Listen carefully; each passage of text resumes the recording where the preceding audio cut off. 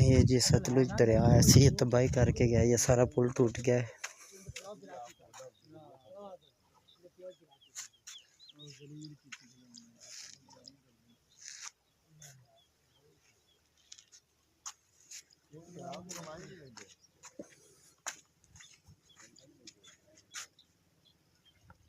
आगे मच्छी मली पत्थर है, फंस गया।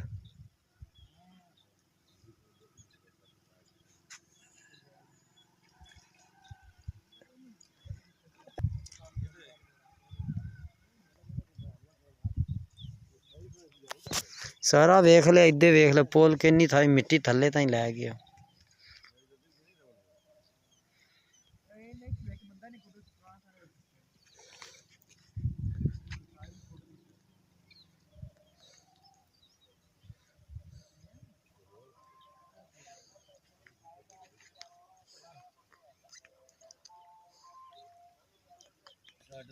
ना